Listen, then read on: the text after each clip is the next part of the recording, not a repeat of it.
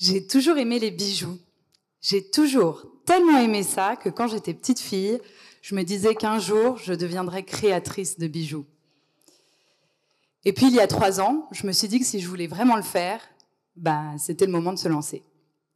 Sauf qu'en 2021, pour moi, il était indispensable de mettre un nouveau produit sur le marché qui soit fait de manière responsable. Alors, comment on fait de la joaillerie responsable ? Et c'est là que j'ai pensé à ma grand-mère qui avait une broche qui prenait la poussière, puisque les broches sont un petit peu démodées, et elle l'avait cassée pour en récupérer les pierres, nous les transmettre afin qu'on s'en fasse des bijoux modernes. Moi, j'ai un bracelet qui ne me quitte jamais. Et c'est comme ça que j'allais faire de la joaillerie responsable, avec le recyclage des matériaux. On fond l'or 18 carats et on récupère les pierres précieuses pour leur donner une nouvelle vie dans des créations contemporaines. C'est comme ça que j'ai fondé Araroa. Je suis Constance Abadi et je suis gémologue et je dessine des bijoux. Est-ce que vous connaissez des mots en basque ? Non ? Araroa, ça veut dire rare en basque. Tout simplement parce que j'ai un nom de famille d'origine basque et je cherchais la perle rare. Au-delà du sourcing, tous les bijoux Araroa sont fabriqués à Paris au sein d'ateliers de grands talents qui travaillent également pour la place Vendôme. Il était très important pour moi d'inscrire la maison dans cet écosystème parisien et de faire vivre ce savoir-faire et de garantir à mes clients la plus belle des qualités pour leurs bijoux. La maison propose 2 offres. Un service de sur-mesure qui permet aux clients de venir transformer leur trésor oublié. Et s'ils n'en ont pas, on leur trouve ce qu'il faut. Et une collection disponible sur commande. Aujourd'hui, la maison a 2 ans et demi et nous allons clôturer l'année avec un chiffre d'affaires de 100 000 €. Mais je veux aller beaucoup plus loin. Le marché de la joaillerie en France représente plus de 7,5 milliards de chiffre d'affaires et en 2025, 20 à 30% des achats de joaillerie seront guidés par des critères de responsabilité. C'est le triple de 2019.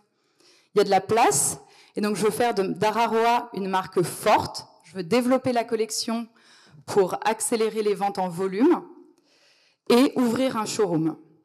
Pour ça, j'ai besoin d'un accompagnement, tant d'un point de vue stratégie marketing que financier, avec un investissement pour commencer de 50 000 €.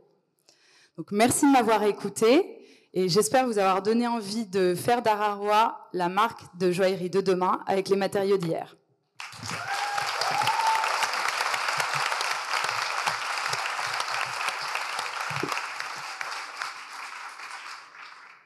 Je faisais l'avis du produit, voilà. Je faisais l'avis d'une cliente qui a envie de vous donner son bijou ancien et qui a envie de commander un bijou.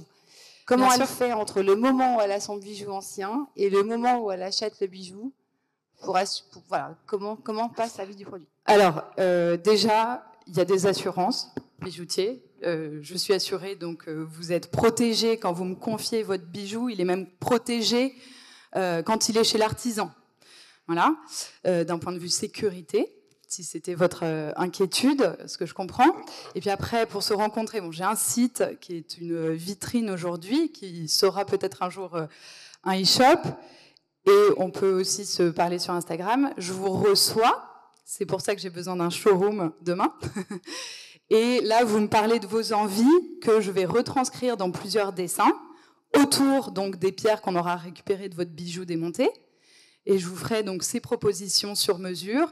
Vous me direz ce qui vous plaît, etc. On arrive au bijou de vos rêves. Et c'est là que la 3D entre en jeu.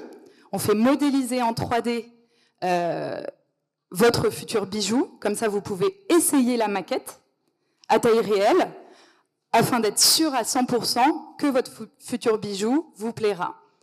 Donc d'ailleurs, j'ai oublié de le préciser, j'ai des maquettes que je pourrais vous montrer tout à l'heure et des bijoux finis aussi que je pourrais vous montrer avec plaisir. Quel est votre système pour imaginer le bijou, du coup? Est-ce que vous avez une intelligence artificielle derrière? Enfin, parce que les bijoux, il y en a beaucoup. Oui, ben non, c'est moi.